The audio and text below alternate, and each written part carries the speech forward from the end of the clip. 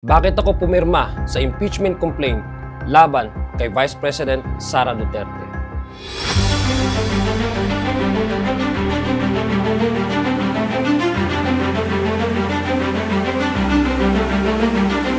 Ngayon naman, tumungo tayo sa Department of Education. Millions of pesos in confidential funds said to be withdrawn and stored in duffel bags by personnel of Vice President Sara Duterte's office. Hindi rin alam ng mga DepEd official kung saan ginamit ang mahigit 100 milyong pisong confidential funds ng ahensya noong kalihim pa nito si Vice President Sara Duterte. Ako po si Zia Alonto Adyong, Congressman ng unang distrito ng lalawigan ng Lanao del Sur. At ito po ang Article 2 ng verified impeachment complaint laban kay Vice President Sara Zimmerman Duterte. As the Secretary of the Department of Education, the Vice President is expected to exercise the highest degree of accountability and transparency in the use of confidential funds. At hindi rin po ito nangyari tulad po ng paggasta ng confidential funds ng Office of the Vice President. Ang confidential funds ng Department of Education nung namumuno pang sekretary si Vice President Sara Duterte ay questionable rin.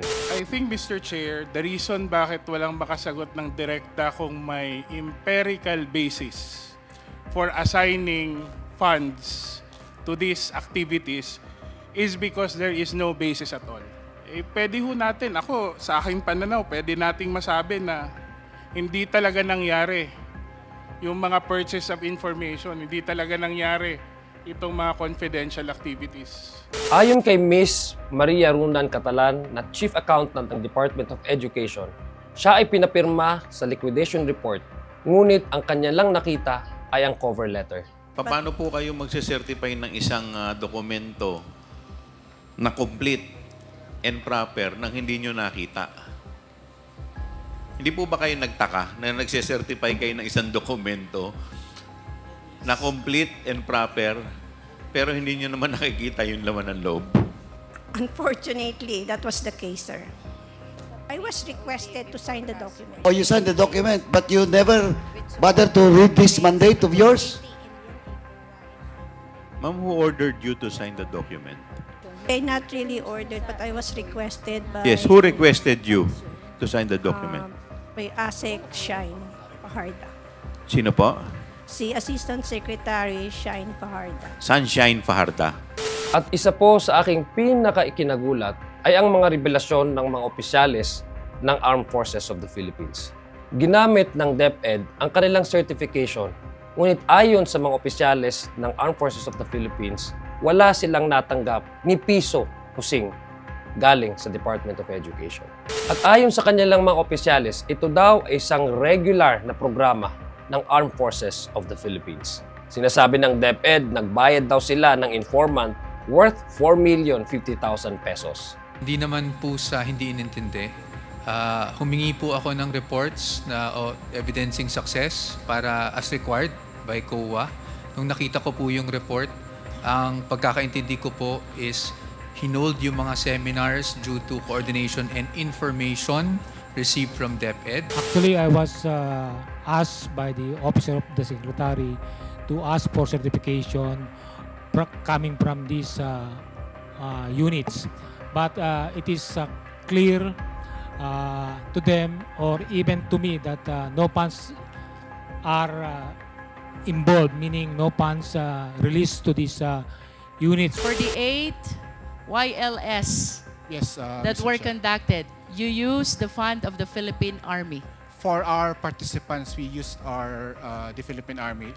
For the students, they use the local government unit funds, Mr. Chair. But in as far as you are concerned, kanya-kanyang gastos ang iba't ibang opisina.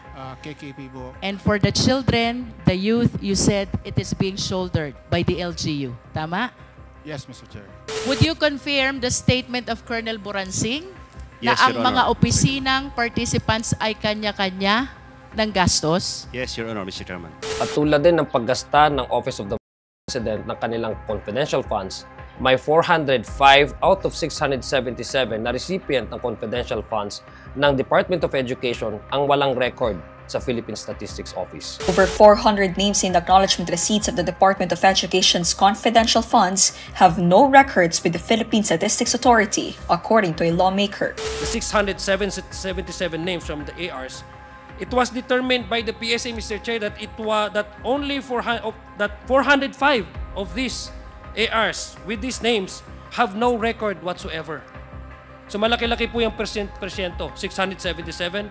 Out of the 677, 405 ang wala pong verifikasyon at wala pong record ng PSA.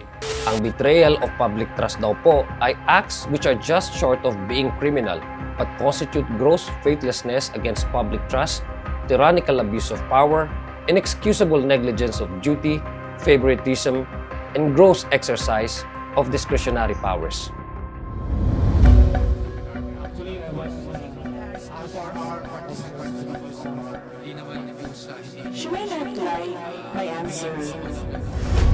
Malino po na ito ay nagawa ni Vice President Sara Duterte that constitute betrayal of public trust.